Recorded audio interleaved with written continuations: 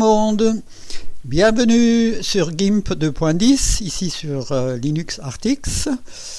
Hier j'ai présenté ce petit tuto pour créer ce montage d'un chaton qui veut devenir grand, mais j'en ai fait une version compliquée. C'était un peu fait exprès pour se familiariser avec les masques de calque, mais j'avoue c'était un peu tarabiscoté. Et pour me faire pardonner, je vais essayer de faire une version plus simple, qui soit vraiment amusante, parce que c'est le week-end, on va s'amuser à faire ce joli petit montage. Donc, commençons par le commencement. J'ai un dossier avec plusieurs images que ma femme m'a indiquées. On les trouve sur le site de Pixabay, pas comme abeille comme une abeille, mais abeille avec B-A-Y à la fin, Pix, P-I-X, A-B-A-Y. Voilà, donc nous commençons par ouvrir l'image qui va être en dessous, c'est l'image de fond. Comme vous l'avez vu précédemment, vous voyez, il y a le chat sur le toit, il y a le chat sur l'arbre, il y a le petit chaton qui rêve. Donc, le plus simple, c'est de commencer par la grande image. Ça évitera les complications par la suite d'agrandir les calques, etc. Donc, j'ouvre ça avec GIMP, ouvrir avec GIMP. Voilà, j'ai la belle image qui est là. J'ai pour l'instant rien à faire, sauf d'ouvrir l'image suivante. C'est l'image qui est du chaton qui est sur l'arbre, du chat qui est sur l'arbre. Donc je la glisse. Clic gauche maintenu. Vous voyez ce qui se passe à la souris, on le voit ici, et ici on voit ce qui se passe au clavier. Donc je ne lâche pas mon clic gauche, je vais sur le bouton ici qui s'appelle Cat, parce que c'est le nom de l'image qui est déjà ouverte, et clic gauche maintenu, toujours je vais jusque là et je lâche mon clic. Voilà, ça m'a ajouté un masque, pas un masque, pardon, un calque supplémentaire. Donc on va tout de suite renommer le calque du dessous, on va l'appeler chat-toit. Voilà. Le masque au-dessus, voilà, celui-là. Voilà, contrôle-clic, voilà, majuscule-clic. Vous verrez ça tout à l'heure. Donc si je clique sur l'œil, mon masque du dessus disparaît. Ici, j'affiche et je masque celui du dessous, mais on ne le voit pas parce qu'il est caché par celui-là. Donc majuscule plus clic là-dessus, j'ai que ce calque supérieur, majuscule sur plus clic, tout réapparaît. Enfin bon, ne nous égarons pas. Je renomme celui-là, donc F2, je crois qu'on peut, il y a sans doute quelque part une renommée. Je ne sais pas si on peut, peut-être même pas. Non, il suffit de double-cliquer dessus en fait. Donc chat, arbre, voilà. Celui-là, on va tout de suite le mettre aux bonnes dimensions parce que c'est une vignette plus petite. Donc on a différents outils dans GIMP. Il y a le nouvel outil de transformation unifiée qui est très bien. Donc on clique sur l'icône, on regarde que ici on est calque sélectionné parce que ça c'est pour déplacer une sélection, ça c'est pour déplacer un chemin, etc. Et ici c'est pour déplacer un calque. Donc dès que je clique sur l'image, j'ai des poignées qui apparaissent et on peut réduire, agrandir, mais cet outil-là, il permet de faire beaucoup plus. On peut pivoter, voilà, hier je cherchais, je ne suis pas arrivé. On peut aussi cisailler, on peut déformer, on peut faire plein de choses. Mais aujourd'hui, on va utiliser un outil plus simple, c'est l'outil de mise à l'échelle classique, l'ancien, ici. Et là aussi, je regarde ici, j'ai calque qui est sélectionné, je clique dans l'image, j'ai des poignées pareillement, mais là on peut juste agrandir, réduire. On peut aussi changer le rapport hauteur-largeur en ouvrant cette chaîne ici. Vous voyez, dès que je clique, dès que je déforme, voilà, je n'ai plus le rapport hauteur-largeur, le ratio. Par contre, je peux réinitialiser, voilà, et je peux recommencer en fermant la chaîne qui est là, ça ne soit pas bien ouvert et fermé. Vous savez quoi, je vais sortir et je vais recliquer dessus. Voilà, comme ça je suis sûr. Hein. Voilà, ça marche. Ici, on a l'avantage de pouvoir indiquer une taille en pixels ou en millimètres, ce qu'on veut. Ici, on a le choix, ici. Voilà, mais nous, c'est en pixels, hein, 600. Je clique une fois dans l'image, voilà, et je mets bien au milieu, hein, je clique maintenu, et je peux placer déjà ma vignette là où je veux, mise à l'échelle, elle ne bougera pas, elle est en place. Donc calque numéro 2. Donc manque le petit chat, nous allons le chercher, même méthode, il est là, je le prends, clic gauche maintenu, je vais donc sur le bouton de l'image de base qui s'appelait 4, hein. Je vais lâcher mon clic ici et pareil j'ai une grande image. Nous allons la réduire, pareil, grâce à l'outil ici, majuscule plus S, l'outil de mise à l'échelle, il s'appelle. Voilà, ici c'est bien coché, je clique, je ramène ça, je vais noter ici la taille, 700. Voilà, 700. On va faire une mise à l'échelle. Oui.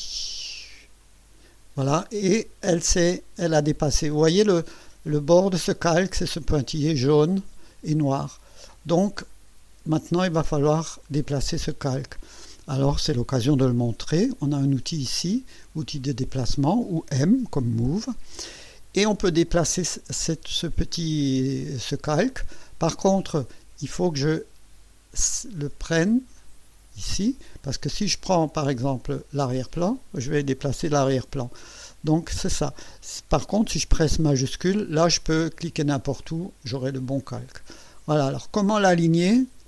Avec le bord de l'image, sans complication, nous allons dans Affichage et nous sélectionnons Aligner sur les bords du canevas. Et là, vous allez voir le bord du canevas. Le canevas, c'est le plan de travail, hein, si on veut. Il devient magnétique. Vous voyez, l'image, elle s'accroche d'un coup sur le bord du canevas. Voilà, donc on a ça. Maintenant, nous allons créer un médaillon pour ce petit chat. Alors il y a plusieurs moyens. Le plus simple c'est de créer un masque de calque, mais certains sont effrayés par ça, alors on va essayer une autre méthode. Vous voyez dans la vignette, je vais un peu agrandir peut-être, ici il y a un damier autour de mon image, ça veut dire qu'il y a déjà de la transparence. Sinon, si j'ai un doute, je fais un clic droit, ajouter un canal alpha, mais comme c'est grisé, on a déjà un canal alpha. Le canal alpha, c'est ce qui permet de créer de la transparence. Parce que là, ce que nous allons faire, nous allons, à l'aide de l'outil de sélection elliptique, E, c'est le raccourci, nous allons créer sur ce calque, hein, je travaille bien sur ce calque, nous allons créer une ellipse, nous allons la ramener pour qu'elle reste à l'intérieur de l'image, presque sur le bord, ici aussi. Voilà, par contre, j'aimerais voir l'oreille du chaton, j'aimerais pas la couper, donc en bas je peux dépasser, ça ne me dérange pas. Voilà, un petit peu encore. Voilà, je dis que c'est bon, on est bon. Peut-être un petit chouïa. Voilà. Donc, j'ai une sélection. Si je ne veux pas la perdre, je fais sélection vers chemin. Donc, je pourrais à tout moment rappeler ma sélection depuis un chemin. Donc, ça se passe dans sélection depuis un chemin. Si des fois je la perds. Voilà. Si maintenant je presse la touche suppression de mon clavier, je vais supprimer la mauvaise partie de l'image. J'y vais. Voilà. C'est exactement ce que je ne voulais pas faire. Donc, comment faire? Eh bien, nous allons faire la chose suivante. Sélection, inverser. Et je represse sur suppression. Et voilà. Donc, je n'ai pas eu besoin de faire de masque de calque. C'est un peu la méthode facile. Elle ne présente pas tous les avantages, de loin pas, d'un masque de calque. Mais quand même, c'est quelque chose de sympathique. Voilà, maintenant il s'agit encore de créer un petit liseré autour, attendez je vous le remontre, un petit liseré gris, bleu autour de ce petit chaton, ou peut-être mauve, tiens on va essayer de faire du violet. Mais, comment faire? Alors il y a différentes manières, je crois que nous allons utiliser une méthode assez simple. Allez, nous allons créer un nouveau calque transparent, hein, parce qu'on peut avoir du blanc, du noir, etc. Transparent, validé. Et il s'est mis au-dessus, ce qui est bien. S'il s'était mis en dessous, voilà, ben je l'aurais pris et je l'aurais monté. Alors là aussi, je peux l'appeler médaillon. Enfin, peu importe, hein. J'ai mal écrit médaillon. J'arrive jamais à écrire médaillon. Si, je crois que c'est ça. Voilà. Donc, je vais obtenir cette bordure à partir de ma sélection. D'où l'intérêt de l'avoir sauvegardé, sélection depuis le chemin. Voilà. Le dernier chemin sélectionné, j'en ai qu'un, va être rappelé sous forme de sélection. Et là, je peux faire une chose, même deux choses. Je peux procéder comme ça sera le plus simple. Je fais sélection, agrandir. Nous allons l'agrandir de 2 pixels. Allez, 2 pixels. Allez, 2 pixels. On va voir. Ça ne va pas faire beaucoup. Déjà grandi, voilà. C'est tout petit, hein, on va essayer. Voilà, et maintenant, j'ai une belle couleur mauve, elle était restée en mémoire. Sinon, je peux la chercher ici, j'aime bien cet outil. Je me déplace ici pour saisir la teinte. Et ici, à l'intérieur, je choisis la densité. Donc, voilà, ici, j'ai la bonne teinte. Voilà, donc, j'ai ma sélection qui est sur le calque médaillon. Je prends la couleur et je la glisse vers ici. Voilà, voilà, tout le médaillon est mauve. Donc comment faire? Eh bien, nous allons prendre ce calque et nous allons le glisser un étage plus bas.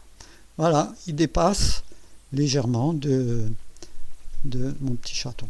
Par contre, je trouve que j'aurais pu le faire un petit peu plus large, donc je fais CTRL-Z, CTRL-Z, CTRL-Z, et je vais encore une fois faire sélection, agrandir.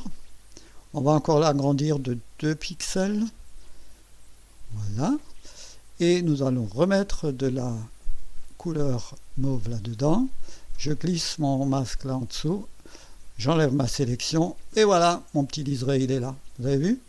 Maintenant, si je veux déplacer cette vignette et glisser la bordure en même temps, déplacer la bordure en même temps, je peux fermer ici 2 chaînes. Je peux mettre 2 chaînes.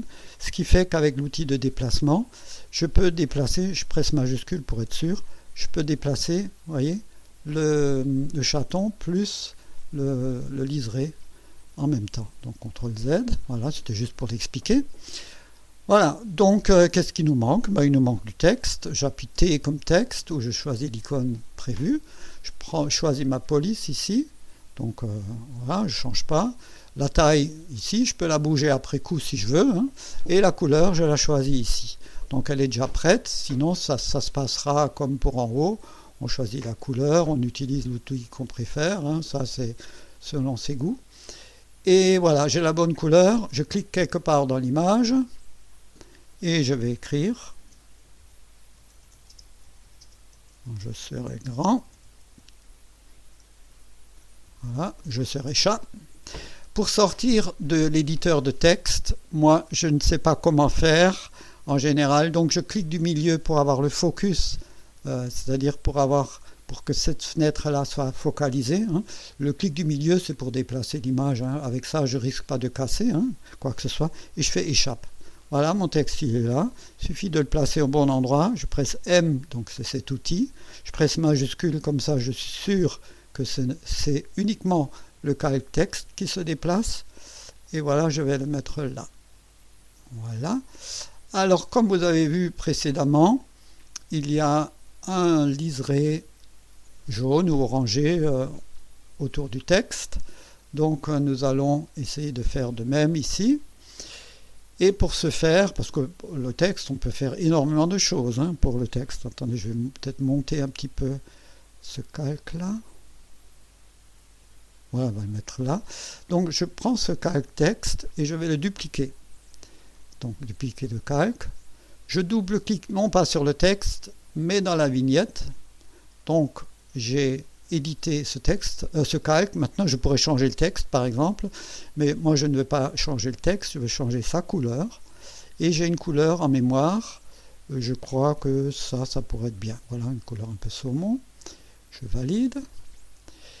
Ok, pareillement, clic du milieu ici. Je ne sais pas si c'est utile le clic du milieu, mais je le fais. Voilà. Et maintenant, je peux déplacer ce calque. Alors, toujours pareil, M comme Move ou cette icône. Je presse majuscule pour être sûr de déplacer uniquement ce calque. Et je peux bouger ça. Alors, j'agrandis un petit peu. Pour naviguer dans l'image, pour bouger l'image, j'ai soit le clic du milieu, dont j'ai déjà parlé, ou alors barre d'espacement plus déplacement de souris. Selon le système que vous avez, barre d'espace et déplacer la souris. Voilà. Alors pour déplacer ce calque, puisqu'on est en mode déplacement, je peux aussi utiliser les 4 flèches, vous voyez. Là je peux donc le faire plus en finesse. Hein. Voilà, je pense que c'est pas mal comme ça. Voilà, le texte devient plus lisible. Voilà, sans forcer néanmoins. Voilà, je dis que c'est bon. Ok, voilà. Qu'est-ce qui manque encore? Nous allons éclaircir légèrement l'arrière-plan. Alors pour cela, nous utilisons couleur et courbe. Là, on peut déplacer cette fenêtre si elle nous gêne. J'utilise l'histogramme logarithmique. Bon, ici, ça n'a pas d'importance, c'est soit dit en passant. Et je déplace cette ligne par son milieu, pas ici ni là, mais par le milieu en général. Et je regarde l'image de base, voilà, je l'éclaircis un petit peu, pas trop, comme ça, bon, ça suffit hein, quand même. Voilà, je valide. On va faire de même pour le chat arbre. Donc, couleur, courbe. Pour les images, c'est très pratique. Pour les portraits, je prends plutôt niveau. Hein. Voilà, on va éclaircir un peu. Voilà, ça fait un peu un rêve. Voilà, maintenant qu'est-ce que nous allons faire? Nous allons recadrer peut-être un peu l'image. C'est juste pour vous montrer comment faire. Donc c'est cet outil-là, outil de découpage ou majuscule plus C. Si je n'ai pas coché fixé ici, je peux découper n'importe comment. Si je coche fixé, je peux écrire ici une proportion, par exemple 1920, 2 points, pas oublier les 2 points, 1080, ce sont les proportions de mon écran, hein, c'est les pixels de mon écran, 1920, 1080. On imagine je vais faire un arrière-plan de bureau, donc j'ai choisi ça, fixé en proportion. Dès lors que je clique dans l'image et que je crée une sélection, elle sera forcément dans ces proportions-là. Hein. Voilà, pour recadrer, je presse Enter et le tout est fait. Voilà, je crois qu'on est arrivé à nos fins. Voilà l'histoire d'un petit chat, enfin le rêve d'un petit chat qui veut devenir grand et d'un petit utilisateur de GIMP qui veut devenir expert. J'espère que ce tuto pourra vous servir. En tout cas, ça m'a fait plaisir de vous le présenter. À bientôt pour un autre tuto.